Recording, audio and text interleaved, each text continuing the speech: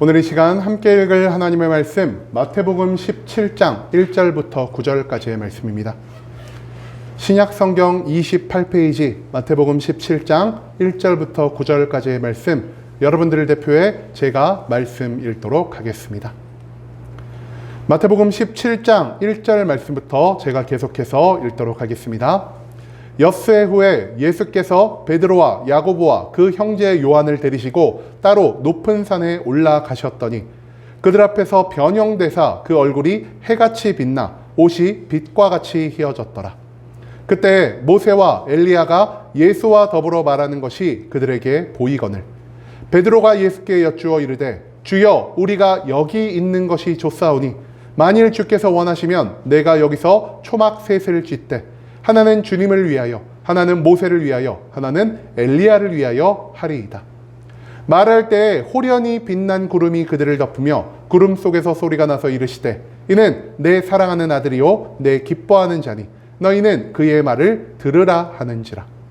제자들이 듣고 엎드려 심히 두려워하니 예수께서 나와 그들에게 손을 대시며 이르시되 일어나라, 두려워하지 말라 하시니 제자들이 눈을 들고 보매 오직 예수 외에는 아무도 보이지 아니하더라. 그들이 산에서 내려올 때에 예수께서 명하여 이르시되 인자가 죽은 자 가운데에서 살아나기 전에는 본 것을 아무에게도 이르지 말라 하시니. 아멘. 오늘 이 시간 우리는 여기 있는 것이 좋사오니 라는 제목을 갖고 오늘 우리가 읽은 하나님의 말씀 함께 나누는 시간 갖도록 하겠습니다. 여러분, 요즘 들어서 제가 좀 퀴즈에 빠진 것 같습니다. 퀴즈 한 개만 더 내겠습니다. 내 집을 내 손으로 부숴야만 살아남을 수 있는 짐승 뭐가 있을까요? 내 손으로 내 집을 스스로 깨부셔야지 내가 살을 수가 있습니다. 고지. 네? 고지. 병아리. 계란. 병아리. 병아리 말씀하신 분 박수를 제가 쳐드리겠습니다. 아쉽게도 상품은 없습니다. 아쉽네요. 네, 이렇게 병아리가 알을 깨고 나와야지 생명을 유지할 수가 있죠. 여러분, 병아리의 집 무엇이죠? 병아리의 집, 아까 어떤 분이 말씀하신 것처럼 이 계란입니다. 여러분, 제가 찾아보니까요, 닭이 달걀을 낳은 다음에요, 그 안에 있는 노른자와 흰자가요, 오직 이 안에 영양소를 공급할 수 있는 시간이 21일밖에 되지 않는다라고 합니다. 한마디로 21일이라는 이 기간 가운데에서 병아리가 정신을 차리고 이 집을 깨부시지 않는다라면은 그 안에서 영양 부족, 탈수, 독성 중독 등으로 인해서 죽음을 맞이할 수밖에 없다라고 합니다. 그렇기 때문에 병아리는요, 내가 정신을 딱 차리고 나에게 안정적으로 영양이 공급되는 그 21일이라는 기간 사이에 내가 온전히 평안함을 누릴 수 있는 이 집을 내 부리로, 즉 내 손으로 완전히 깨부셔야만 그 가운데에서 새로운 생명을 얻을 수가 있다는 것입니다. 여러분, 그런데요, 나에게 있어서 편안함을 주는, 나에게 있어서 안정감을 주는 이 집을요, 내 손으로 깨부시는 것이 쉬운 일일까요? 어려운 일일까요? 그럼에도 불구하고 나의 편안함보다, 나의 안정된 삶보다 더 중요한 것이 무엇이죠? 우리의 생명이라는 것입니다. 그렇기 때문에 우리는 때때로 나의 생명을 위해, 더 좋은 것을 위해서 내가 누리고 있는 이 모든 안정된 삶을 뛰쳐나올 필요가 있다는 것입니다. 여러분, 그런데 우리도 내 손으로 내가 살아가는 안식처를 깨부셔야 한다는 것, 우리도 이 병아리처럼 내가 살아가고 있는 이 안정되고 평안한 공간을 완전히 부숴버려야 한다는 것을 여러분은 알고 계십니까? 예수님은 우리가 지금 이 평안한 자리, 안정된 자리에서 머무는 것만을 원치 않으시고요, 우리가 이 자리를 박차고 나아가 예수 그리스도의 인도함에 따라 살아갈 것을 우리에게 원하고 계신다라는 것입니다. 그렇다면 우리가 가지고 살아가는 본성은 무엇이며 우리가 바라봐야 할 삶의 방향성은 과연 어디가 되어야 하는지, 우리가 오늘 본문 말씀 한 절 한 절 찾아보며 함께 알아보는 시간 갖도록 하겠습니다. 오늘 본문 말씀은요, 예수 그리스도의 사역의 막바지에 이르러 발생한 한 가지의 사건을 우리에게 가르쳐주고 있습니다. 예수님은 어느 날 예수님의 12제자 가운데 오직 3명의 제자, 베드로와 야고보와 요한만을 데리고 높은 산을 오르기 시작하십니다. 그리고 그 산의 정점에 올랐을 때 예수님이 어떤 놀라운 기적을 만드셨습니까? 갑자기 예수님의 얼굴에 환하게 빛이 나기 시작했고요. 예수님이 입고 있던 얼룩덜룩한 옷이요, 빛처럼 하얗게 변화하였다라는 것을 오늘 본문 말씀은 우리에게 알려주고 있습니다. 그뿐만이 아닙니다. 예수님이 이처럼 놀라운 변화를 만들어내고 계실 때 갑자기요, 우리가 이미 죽어 땅에 묻힌 다음 흔적조차 찾아볼 수 없는 모세와 엘리야가 예수님의 왼편에, 예수님의 오른편에 나타나 예수님과 대화하는 장면을 이 세 명의 제자들이 목격하게 되었다라는 것이죠. 여러분, 이 놀라운 기적과 이 놀라운 변화의 과정을 목격하게 되었을 때 예수님과 함께 산에 오른 세 명의 제자 중 한 명이었던 이 베드로가 예수님께 어떤 말을 하였을까요? 예수님, 저 여기에 있는 게 너무 행복해요. 그러니까 제가 예수님을 위해서 한 채, 모세를 위해서 한 채, 엘리야를 위해서 여기에 초막 3채를 짓는 것이 어떻겠습니까? 라는 이러한 질문을 던지게 되었다라는 것입니다. 그런데 베드로가 예수님에게 이렇게 질문을 했을 때 갑자기 하늘에서 빛나는 구름이 내려와 제자들과 예수님을 모두 감싼 다음 그 가운데서 하나님이 이렇게 말씀하십니다. 얘들아, 여기 있는 예수 그리스도는 나의 사랑하는 아들이니 너희가 그의 말을 들으라 라고 말입니다. 갑자기 발생한 놀라운 기적적인 풍경 가운데에서, 그리고 하나님의 음성 가운데에서 제자들은 두려워 떨며 엎드릴 수밖에 없었습니다. 그러자 이런 두려워 떨며 엎드린 제자들을 향해 예수 그리스도께서 다가오시며 너희가 두려워하지 말라, 너희가 이제 이 자리에서 일어나라라는 말씀을 하십니다. 그리고 예수님의 이 위로에 힘입어 자리에서 딱 일어난 제자들이 무엇을 보게 되었을까요? 앞서 그들이 보았던 예수님의 빛나는 모습이 사라져 있었고요. 앞서 그들이 보았던 모세와 엘리야의 모습도 완전히 사라진 채 예수님 한 분만이 그 산 정상에서 제자들을 일으켜 세우고 계시는 것을 그들이 목격하게 되었다라는 것이죠. 그리고 이 모든 일을 마친 다음 예수님은 다시 제자들을 이끌고 산 아래로 내려가기 시작하십니다. 그러면서 마지막으로 예수님이 제자들에게 어떤 말씀을 하셨냐? 너희가 오늘 본 이것을 내가 부활하기 전까지 누구에게도 알리지 말라는 말씀을 하시며 오늘 말씀이 마무리된다라는 것입니다. 여러분, 오늘 말씀 여러분들에게 있어 조금 익숙한 말씀입니까? 아니면 익숙하지 않은 말씀입니까? 어떤 분들에게 있어서는 이 말씀이 조금 익숙할 수도 있겠고요. 어떤 분들에게 있어서는 이 말씀이 익숙하지 않을 수도 있겠습니다.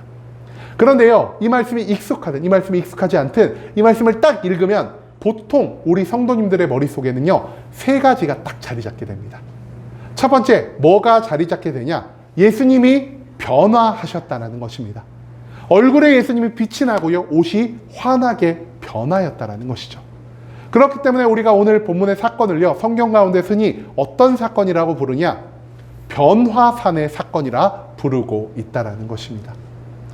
두 번째로 우리가 오늘 말씀을 읽으면 무엇이 기억나느냐? 이미 죽었던 모세와 엘리야가 예수님 좌편 우편에 서서 예수님과 대화를 하네라는 것을 우리가 기억해낼 수가 있다는 것이죠. 마지막 3번째로 우리가 오늘 말씀을 읽으면 머릿속에 기억이 남는 것 무엇이냐? 바로 베드로가 예수님에게 예수님, 여기에 초막 3개를 세우고자 합니다라는 이 3가지의 내용이요, 우리의 머릿속을 가득 채우게 된다는 것입니다. 그런데요, 오늘 본문 말씀 가운데에서는요, 이 3가지 우리의 머릿속에 잘 기억이 나는 것보다 더 중요한 것 한 가지가 있습니다. 여러분, 오늘 주보를 보시면은요, 오늘 설교의 제목이 적혀 있죠. 오늘 설교의 제목 무엇이냐? 여기 있는 것이 좋사오니. 한마디로 오늘 말씀에서 핵심되는 구절은요, 베드로가 예수님에게 초막 셋을 짓겠다라고 말씀하기 전 한 번 더 말한 하나님, 예수님, 우리가 여기에 있는 것이 좋습니다라는 이 표현이 되어야 한다는 것입니다. 여러분, 그렇다면 우리가 그동안 신경 쓰지 못하며 살아갔던 우리가 여기 있는 것이 좋사오니라는 이 말씀은 과연 어떤 의미를 담고 있는 것일까요? 먼저 우리가 오늘 본문 말씀을요, 제가 아까도 말씀드렸듯 변화산의 사건이라고 지칭하도록 하겠습니다. 이 변화산 사건에서 예수님과 함께 산으로 올라간 3명의 제자들은요, 놀라운 기적과도 같은 초현실적인 광경을 목격하게 됩니다. 그들이 목격한 초현실적인 광경 무엇이었습니까? 첫 번째, 예수님의 얼굴에서요 빛이 나고요.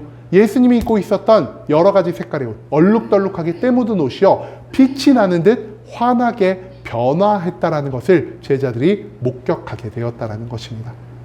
또한 이런 예수님의 변화와 함께 예수님 곁에 누구와 누가 섰다라고 성경이 말하고 있습니까?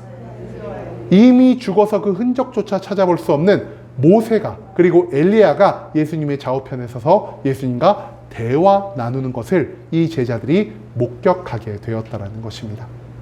여러분, 그런데 왜 하필 모세와 엘리야가 예수님 주변에 등장하고 있는 것일까요? 모세 어떤 자입니까? 우리가 출애굽기 말씀에서 모세를 계속해서 배우고 있죠. 모세는요, 이스라엘의 첫 번째 지도자, 하나님이 세우신 그 위대한 지도자로서 애굽에서 이스라엘을 탈출시켰을 뿐 아니라 광야 40년의 세월 가운데에서 하나님이 주신 지혜와 하나님이 주신 인도함에 따라 이스라엘 백성들을 안전하게 그들의 생명을 유지시켜준, 어찌 보면은 이스라엘 백성들에게 있어서 최고의 정치적인 지도자로 볼 수 있는 인물이었다라는 것입니다. 그렇다면은 엘리야는 어떤 사람이었을까요? 엘리야 하면 여러분 제일 먼저 뭐가 떠오르십니까? 그죠? 엘리야 선지자고요. 갈멜산 위에서 바알 선지자와 아세라 선지자와 대결을 벌여서 하나님이 주신 기적적인 능력, 하늘에서 불덩이가 떨어지게 함으로 그 전쟁에 승리를 거둔 인물이 바로 이 엘리야라는 사람이라는 것이죠. 한마디로 엘리야는요, 백성에 대한 긍휼함을 가지고 있는 자였고요. 또한 하나님의 능력을 받아 엄청난 기적을 일으켜 이방 우상 가운데에서 이스라엘 민족을 돌이키게 하고 이스라엘 민족에게 하나님만이 참된 신이라는 것을 가르친, 어찌 보면은 구약 가운데에서 최고의 선지자라 할 수 있다는 것입니다. 한마디로 예수님의 왼쪽과 예수님의 오른쪽에요, 한쪽에는 이스라엘 역사상 최고의 정치적 지도자가, 한쪽에는 이스라엘 역사상 최고의 선지자가 함께 자리를 함으로 예수님과 대화를 하고 있는 이 모습을 제자들이 목격하게 되었다는 것이죠. 여러분, 그런데요, 우리가 어떤 사람들과 대화를 많이 하며 살아갈까요? 보통 나와 대화하는 사람들은요, 나와 수준이 비슷한 사람들입니다. 저랑 수준이 비슷한 사람들과 제가 편한 마음을 가지고 마음에 있는 모든 것들을 털어놓을 수 있게 된다는 것이죠. 여러분, 그런데 생각을 해봅시다. 여러분들 앞에요, 갑자기 대통령님이 딱 나타났습니다. 그럼 우리가 그 대통령님과 편하게 이야기를 할 수가 있을까요? 편하게 이야기를 할 수가 없겠죠. 그런데 예수님이 모세, 엘리야와 편하게 얘기를 했다는 것은 무엇을 의미하는 것일까요? 예수님의 능력과 예수님의 위엄이요, 모세나 엘리야와 비견될 수가 있다는 것을 나타내는 표현이 될 수 있다는 것입니다. 그런데 모세가 어떤 일을 한 사람이었더라고요? 놀라운 능력을 가지고 애굽의 노예 생활 가운데에서 이스라엘을 구원한 자였습니다. 엘리야는 또 어떤 사람이었더라고요? 하나님이 주신 기적과 같은 능력을 통해서 이스라엘 백성들의 더럽혀진 마음, 우상을 숭배하는 그 마음에서 온전히 하나님만이 참된 신이라는 것을 가르친 자가 바로 이 엘리야였다라는 것이죠. 그렇기 때문에 예수님이 모세, 엘리야와 함께 대화를 했다라는 것은 예수님 또한 모세와 같이 기적을 만드실 수 있는 분이고요, 예수님 또한 엘리야와 같이 하나님에게 선택을 받아 하나님의 놀라운 일을 만들어 우리를 구원해 줄 수 있는 분이라는 사실을 제자들이 떠올릴 수 있게 되었다라는 것입니다. 한마디로 모세와 같은 능력을 가진, 엘리야와 같은 권위를 가진 예수 그리스도가 이 땅 가운데 강력한 이스라엘 왕국을 세우게 될 것이라는 이 소망이요, 이러한 광경을 본 제자들의 마음에 싹트기 시작했다라는 것입니다. 여러분, 그렇기 때문에 베드로가 이 모든 광경을 목격한 다음 예수님께 가장 먼저 한 말 무엇이었습니까? 오늘 본문의 제목과 마찬가지로 예수님, 저는 여기에 있는 것이 좋습니다라는 말을 선포하게 되었다라는 것입니다. 베드로가 왜 여기서 예수님, 저 여기에 있는 것이 좋아요라는 말을 한 것일까요? 바로 그 자리에서 베드로가요, 초현실적인 기적을 목격하였기 때문이라는 것입니다. 하나님, 저는요, 하나님이 내려주신 이 기적 가운데, 하나님이 만들어주신 놀라운 은혜 가운데, 하나님이 나에게 허락해 주신 축복 가운데에서 매일매일 살아가고 싶습니다라는 이 마음속의 고백이 베드로의 입술을 통해 선포되었다라는 것입니다. 그런데 단순히요, 베드로가 예수님이 보여주신 초현실적인 기적만을 매일매일 누리며 살아가기 위해 이런 말을 한 것일까요? 우리가 이 말 속에 담긴 온전한 뜻을 알기 위해서는요, 이 말씀 가운데 베드로가 보인 속마음이 무엇이었는지를 함께 알아볼 필요가 있었다라는 것이죠. 여러분, 예수님이 누구와 대화를 하셨다라고 말씀드렸죠? 모세, 엘리야와 대화를 했습니다. 그 말인즉슨 베드로에게 있어 예수님이 어떤 분이라는 것입니까? 예수님은 모세와 같이, 엘리야와 같이 위대한 권위와 능력을 가지고 계신 분이야라는 것을 떠올리게 했다라는 것입니다. 그렇기 때문에 이 예수님이요, 이 땅 가운데에서 어떤 일을 할 거라고 베드로가 생각을 했을까요? 마치 모세가 애굽의 노예 생활 가운데에서 우리 조상들을 건져낸 것처럼 엘리야가 바알과 아세라의 선지자들의 소나기 가운데에서 그리스도를 온전히 믿고 따르는 그 소수의 백성들에게 새로운 희망을 선물한 것처럼 예수님도 모세와 같은 능력, 엘리야와 같은 능력으로 로마를 물리치고 이 땅 가운데 강력한 이스라엘 왕국, 마치 다윗과 솔로몬이 다스릴 때와 같은 그 강력한 왕국을 우리에게 선물로 주실 것이다라는 이러한 생각을 떠올리게 되었다라는 것입니다. 그리고 예수님이 세우신 이 강력한 왕국에 누가 왕이 되실까요? 이 나라를 세우실 예수 그리스도, 우리의 스승 되시고 우리의 지도자 되신 그 그리스도가 로마의 황제와는 비교할 수 없는 놀라운 위엄으로, 놀라운 능력으로 하나님 주시는 모든 축복과 은혜 가운데에서 우리를 잘 다스려 주실 것이다라는 이러한 희망이 베드로의 마음 가운데 싹트기 시작했다라는 것입니다. 여러분, 예수님이 이처럼 놀라운 이스라엘 왕국을 세우신다면 제자들은 어떻겠습니까? 제자들은요, 예수님이 만든 그 나라 안에서 한평생 축복과 한평생 기적을 누리며 매일매일을 평안하게 살아갈 수 있게 된다라는 것입니다. 한마디로 베드로가 예수님에게 예수님, 저는 여기 있는 것이 좋습니다라고 고백한 이 말 가운데에는요, 예수님, 제발 우리를 위해서 강력한 이스라엘 왕국을 세워 주시옵소서. 그러면은 우리가 예수님의 그 왕국 안에서 왕 대신 예수님을 섬기며 한평생 기쁨과 즐거움 가운데에서 살아갈 수가 있겠습니다라는 이러한 고백을 예수님께 아뢰고 있다는 사실을 우리가 생각해 볼 필요가 있다는 것이죠. 여러분, 그런데요, 베드로가 여기 있는 것이 좋사오니라고 말씀한 다음 예수님께 두 번째로 어떤 것을 요청하게 됩니까? 예수님, 저는요 여기에 초막 셋을 짓고 싶어요라는 말을 합니다. 이 초막이 각각 누구를 위한 초막이었다라고요? 예수님을 위한 초막이었고요, 모세를 위한 초막이었고요, 마지막으로 엘리야를 위한 초막이었다라는 것입니다.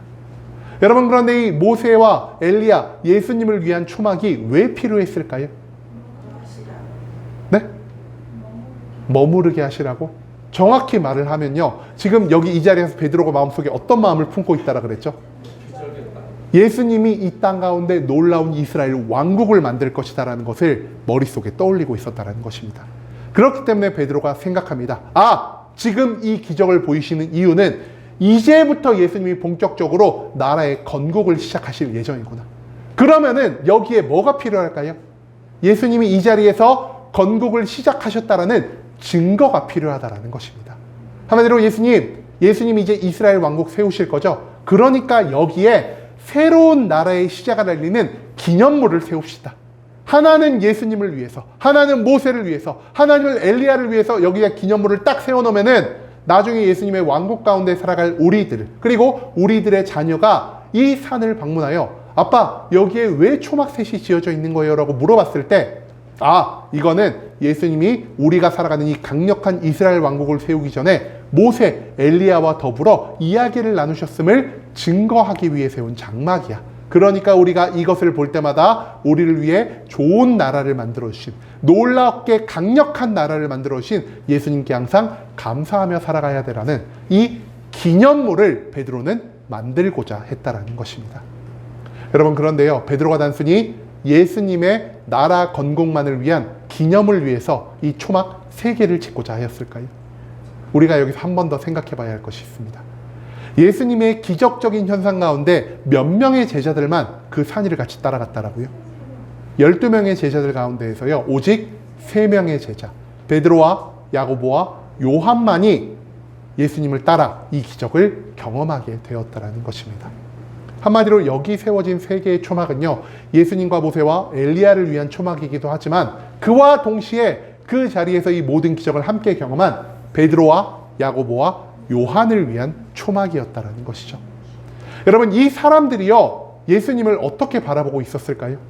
이 사람들은요, 내가 예수님의 12제자 중 선택받은 3명의 제자야.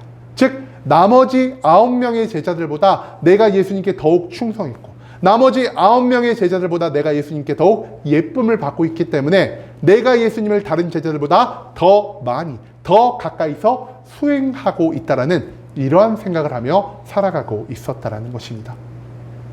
그렇기 때문에 예수님이 큰 나라, 위대한 나라, 강력한 나라 이스라엘을 세우실 때 이 3명의 제자들은 다른 9명의 제자들보다 더욱 큰 무엇을 누리게 될까요? 더욱 큰 영광과 더욱 큰 지위를 누릴 수 있게 된다는 것입니다. 한마디로 예수님이 나라를 세우셨을 때 베드로와 야고보와 요한이요, 예수님이 세우신 나라 가운데에서 한 명은 국무총리를 하고, 한 명은 외교부 장관을 하고, 한 명은 행정부 장관을 하는 그런 3권을 딱 분리해서 우리가 예수님의 뒤를 이어서 이 나라를 열심히 운영해 나아가고, 예수님이 돌아가신 다음에는 또 어떻게 될까요? 이 3명의 제자들 중에서 예수님이 나라를 나누어 주실 거다. 우리가 예수님의 뒤를 이어서 이 나라를 다스릴 거다라는 이러한 생각을 베드로가 하게 되었다라는 것입니다.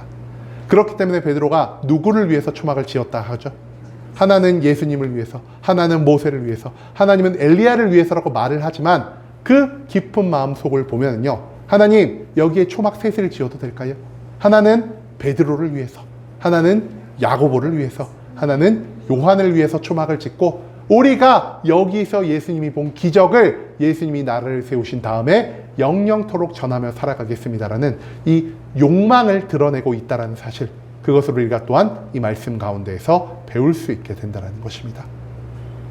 여러분, 그런데요, 예수님 저 여기 있는 것이 너무나 좋아요, 예수님 여기에 초막셋을 세우면 어떨까요? 라고 말을 한 이 베드로를 예수님은 어떻게 바라보고 계실까요?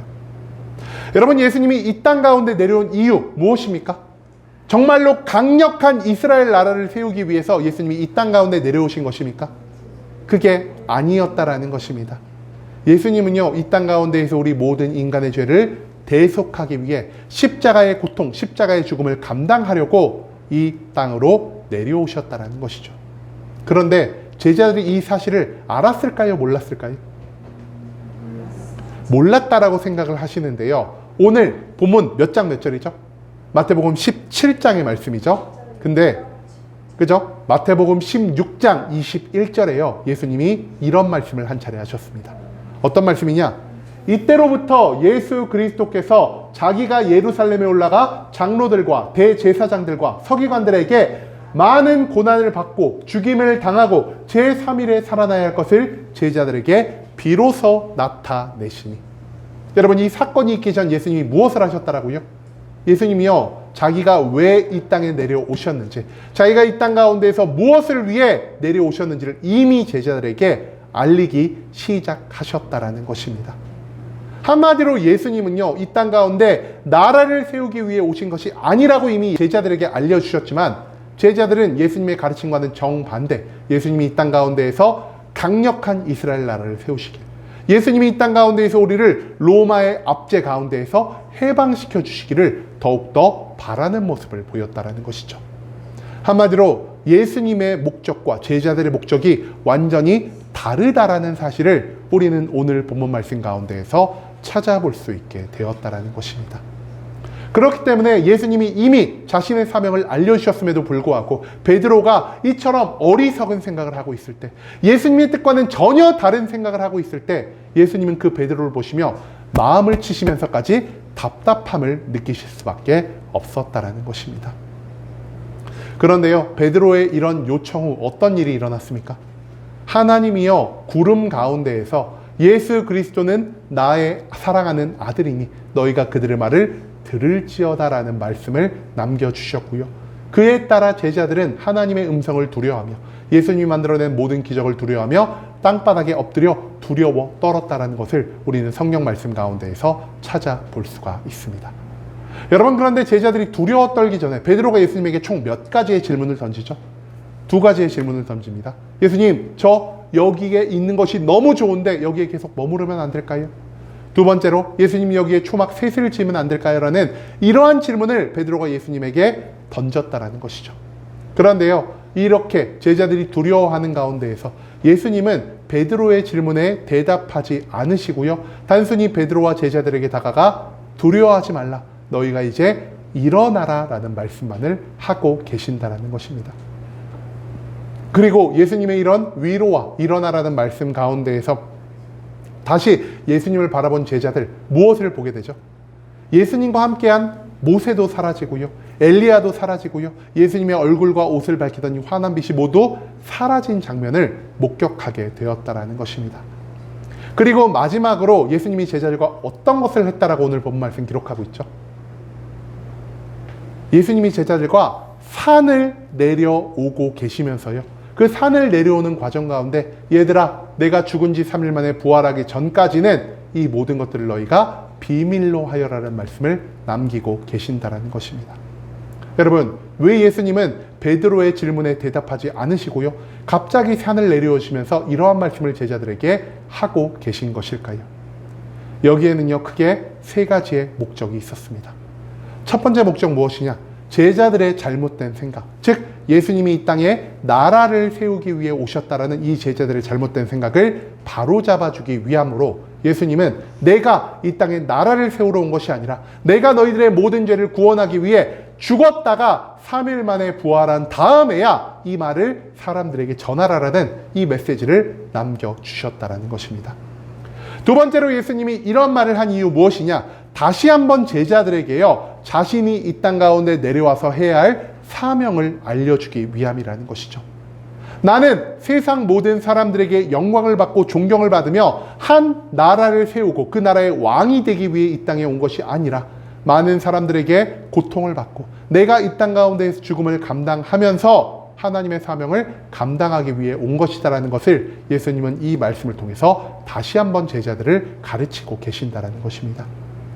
마지막 세 번째로 예수님이 이 말씀을 통해 제자들에게 무엇을 가르치고자 하셨냐? 바로 제자들을 그리스도인으로 변화시키고자 하셨다는 것을 우리가 생각해 볼 필요가 있다는 것이죠. 여러분, 그런데요, 앞서 예수님이 있던 곳과 지금 예수님이 향하는 곳, 이 둘에 어떤 차이가 있을까요? 예수님이 기적을 일으키시고 예수님이 모든 신비로운 것을 보이신 곳은 어떤 장소였죠? 산 위였습니다. 그런데 지금 예수님이 향하는 장소 어디시죠? 산 아래라는 것입니다. 그렇다면요, 우리가 이 산 위와 산 아래가 정확히 어떠한 공간으로 구분되고 있는지를 오늘 본문 말씀 가운데에서 찾아볼 필요가 있다는 것입니다. 여러분, 산 위는 어떤 장소였습니까? 산 위는요, 예수 그리스도가 제자들에게 보이신 기적과 신비로움이 넘치는 장소였습니다. 그런데 예수님이 지금 향하시는 산 아래는 어떤 장소죠? 예수님이 하나님의 사명을 받아 그 사명을 이루기 위해 향하는 장소가 바로 산 아래가 되어야 한다는 것입니다. 또한 산 위는 어떤 장소였을까요? 베드로가 산 위에서 예수님께 가장 먼저 어떤 말을 하죠? 예수님, 저 여기에 머무는 것이 너무나 좋아요 라고 말을 한 장소입니다. 그 말은 즉슨 이 장소가 어떤 장소였다는 것이죠. 제자들에게 있어 이 장소는요, 기쁨의 장소, 편안함의 장소, 안정감이 느껴지는 장소가 바로 산 위였다라는 것이죠. 그런데 예수님이요, 사명을 이루기 위해 산 아래로 내려간 다음 예수님이 어떤 것을 맞이하게 되죠? 제사장과 서기관들과 모든 사람들에 의해서 고통을 받고요, 그 고통 가운데 십자가에 매달려 죽음을 당하는, 즉 산 아래는 예수님에게 있어서 고난과 죽음의 장소가 될 수밖에 없었다라는 것입니다. 그렇기 때문에 우리가 산 위와 산 아래를 무엇으로도 나누어 볼 수 있냐? 산 위는요, 제자들이 원하는 것이 모여있는 장소로 알 수 있겠고요, 산 아래는 제자들이 원하는 것이 아닌 예수 그리스도께서 원하는 것이 모여있는 장소로 알 수 있다는 것입니다. 그리고 이 모든 것을 종합해보면 우리가 어떤 결론을 내릴 수 있냐? 산 위는 제자들이 원하는 욕망을 위한 삶의 자리를 알 수 있겠고요, 산 아래는 모든 고난과 괴로움을 감당할지라도 하나님의 사명을 성취하기 위해 나아가는 그리스도인의 삶의 자리를 알 수 있다라는 사실. 그것을 예수님은요, 산 아래를 내려가다라는 이 표현을 통해 우리에게 가르쳐 주고 계신다라는 것입니다. 여러분, 예수 그리스도가 이 땅 가운데 내려오신 그 목적, 무엇이라 할 수 있을까요? 예수님은요, 단순히 내 욕망을 이뤄주기 위해 이 땅 가운데 오신 것이 아닙니다. 그럼에도 불구하고 우리가 매일매일 이 예배의 자리에 오면 어떤 기도를 하죠? 하나님, 제 소원 좀 이루어주세요. 하나님, 제 문제 좀 해결해 주세요. 하나님, 제 육신에 있는 모든 질병을 고쳐주세요. 한마디로 우리는요, 이 예배의 자리에 와서 예수 그리스도가 이 땅에 내려오신 그 모든 이유를 망각하고요, 단순히 예수님을 내 소원 성취의 도구처럼, 한마디로 도깨비 방망이나 요술 램프처럼 예수님을 대하며 살아갈 때가 너무나 많다라는 것입니다. 그런데 예수님이 이 땅 가운데 내려오신 그 이유, 무엇이라고 말씀하셨죠? 예수님은요, 고난과 죽음을 통해 우리 모든 인간들의 죄를 대속하기 위해 이 땅에 내려오셨다는 것을 우리는 오늘 본문 말씀 가운데에서 다시 한번 찾아볼 수 있게 되었습니다. 두 번째로 예수님이 이 땅 가운데 내려오신 그 이유, 무엇입니까? 제자들을 훈련시켜서 그들이 이제는 욕망을 따라 살아가는 자가 아닌 하나님의 사명을 따라 살아가는 그리스도인으로 저들을 양육하기 위해 예수님이 이 땅 가운데 내려오셨다는 것이죠. 세 번째로 예수님이 이 땅 가운데 내려오신 이유 무엇이냐? 바로 이 변화된 제자들을 통해 이 땅 가운데 계속해서 그리스도의 복음이 전파되고요, 그리스도를 믿으며 살아가는 삶의 모습이 사람들에게 알려지고요, 하나님의 나라가 만들어질 것을 위해 예수님은 제자들을 양육하고자 하셨다는 것, 그것을 우리는 성경의 수없이 많은 말씀을 통해서 찾아볼 수 있게 된다는 것입니다. 그렇다면 예수님이 제자들에게 오늘 보이신 이 변화산의 사건은 과연 무엇을 의미하는 것일까요? 예수님이 이 땅 가운데에서 고난과 괴로움을 감당하심으로 하나님의 모든 사명을 성취하셨을 때 그 이후에 예수님이 하늘나라에서 누리실 모든 영광을 예수님은 이 변화산 사건을 통해 제자들에게 보여주셨다는 것입니다. 한마디로 이 땅 가운데에서 하나님의 모든 사명을 성취한 뒤 하나님 보좌 우편에서 하나님과 함께 기뻐하고 즐거워하고 있는 모세처럼, 이 땅 가운데에서 하나님의 모든 사명을 성취한 뒤 이미 천국 백성으로 모든 평강 가운데 살아가고 있는 엘리야처럼 예수님도 이 땅 가운데에서 하나님이 그에게 허락하신 사명을 성취하실 것이요, 그 사명을 성취하기 위해 이 땅 가운데에서는 모든 고난과 괴로움을 감당할 것이지만 하늘로 올라가셔서 하나님 보좌 우편에 영광스러운 자리를 누리게 될 것이라는 사실을 예수 그리스도니 변화산 사건을 통해 제자들에게 알려주고 계신다는 것입니다. 여러분, 그런데요, 고난을 통해 사명을 성취한 다음 영광을 누리시겠다라는 이 변화산의 사건을 제자들은 어떤 마음으로 받아들이고 있습니까? 제자들은 예수님과 같은 고난의 길, 죽음의 길을 원치 않는 모습을 보입니다. 그렇기 때문에 베드로가 오늘 본문 말씀에서 예수님께 무엇을 말했죠? 예수님, 저 산을 내려가기 싫어요. 예수님이 보여주시는 기적 안에서만, 예수님이 나에게 주시는 축복과 기쁨과 평안함과 안정 가운데에서만 살아가고 싶어요라는 이러한 말을 예수님께 외쳤다라는 것입니다. 한마디로 제자들은요, 예수님처럼 고난과 죽음의 길을 선택하는 것이 아니라 예수님이 보여주시는 모든 능력 안에서 편안한 삶, 안정적인 삶만을 추구하는 모습을 보이고 있다는 것입니다. 한마디로 제자들은요, 예수 그리스도를 믿고 예수 그리스도를 따랐으나 예수 그리스도와 같은 길을 따르는 모습을 보이지 않았다는 것입니다. 오히려 제자들은 예수님과는 정반대로 내가 고난과 괴로움을 감당하면서까지 하나님의 사명을 추구하는 삶이 아니라 내가 고난과 괴로움을 감당할 바에는 하나님의 사명을 감당하지 않겠다라는 이런 어리석은 모습, 그리스도인의 삶과는 정반대의 모습을 보이고 있다는 사실을 우리는 오늘 이 본문 말씀 가운데에서 찾아볼 수가 있다는 것입니다. 여러분, 예수 그리스도를 믿으며 살아가는 그리스도인의 삶은 무엇을 의미하는 것입니까? 예수 그리스도를 믿으며 살아간다는 것은요, 예수 그리스도처럼 내가 이 땅 가운데 하나님의 사명을 위해 모든 희생을, 모든 헌신을 감당할지라도 하나님이 나에게 원하시는 그 뜻과 계획을 위해 살아가는 것, 내가 이 땅 가운데에서 그러한 삶의 모습을 보일 때야말로 우리는 그리스도인으로, 천국 백성으로 인정받을 수 있게 된다는 것을 하나님은 오늘 이 말씀을 통해 우리에게 가르쳐주고 계신다는 것입니다. 하지만 우리들의 삶의 모습은 어떻습니까?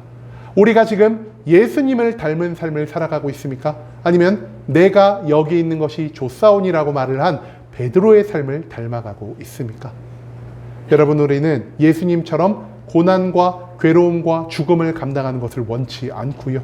제자들처럼 이 땅 가운데에서 편안함만을, 안정만을, 축복만을 추구하며 살아갈 때가 너무나 많은 것 같습니다. 하지만 우리가 이처럼 이 땅 가운데에서 오직 그리스도가 주신 축복과 은혜, 좋은 것들만을 추구하며 살아갈 때 최후의 심판날 하나님은 우리를 바라보시며 어떤 말씀을 하실까요? 하나님이 우리를 바라보시며 너가 예수를 정말 잘 믿었구나. 너가 이제는 천국 백성으로서 영생의 기쁨을 누리며 살아가야겠다라는 이러한 말씀을 하실까요? 우리가 사명을 쫓지 않고 오직 하나님 주시는 축복과 은혜만을 추구하며 살아간다면 최후의 심판날 하나님은 우리를 바라보시며 이렇게 말씀하실 것입니다. 내가 너희를 알지 못하노라 라고 말입니다. 왜냐? 예수 그리스도를 믿는다는 것은요, 내가 단순히 성경적인 지식이 많고요, 내가 단순히 일주일에 한 번씩 교회에 나와서 많은 헌금을, 많은 봉사를 한다는 것을 의미하는 게 아니기 때문이라는 것입니다. 여러분, 예수님을 믿는다라는 것은요, 예수님처럼 내가 이 땅 가운데에서 하나님의 사명을 위해 나의 모든 삶을 내어드린다는 의미를 가지고 있다라는 것이죠. 그렇기 때문에 우리가 예수 그리스도를 믿는다면 내가 이 땅 가운데에서 편안함과 기쁨만을 추구하는 것이 아니라 나의 삶 가운데 고난이 발생할지라도, 나의 삶 가운데 괴로움이 발생할지라도 내가 모든 편안과 안정을 떠나 이제는 하나님의 사명을 위해 이 모든 고통과 괴로움을 온전히 감당하며 살아가야 한다는 것을 의미하는 표현이 될 수 있다는 사실, 그것을 오늘 이 본문 말씀에서 예수님은 제자들에게 그리고 우리들에게 가르쳐 주고 있다는 것이죠.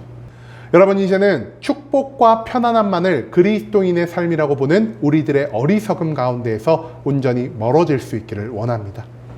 예수님은 이 땅의 왕으로서 모든 부귀와 영광을 누리다가 죽으신 것이 아닌 이 땅 가운데에서 하나님의 사명을 위해 모든 인간을 구원하기 위해 고통과 괴로움 그리고 죽음을 감당하심으로 하나님의 모든 영광을 얻을 수 있게 되었다는 사실을 우리는 오늘 본문 말씀 가운데에서 잊지 말아야 할 것입니다. 편안함이 아닌 고난 가운데에서, 기쁨이 아닌 괴로움 속에서, 욕망이 아닌 사명을 따르며 예수님처럼 이 땅에서 하나님의 뜻과 계획을 온전히 성취하며 살아갈 수 있는 순복음 함께하는 교회 모든 성도님들이 될 수 있길 간절한 마음으로 소망하겠습니다.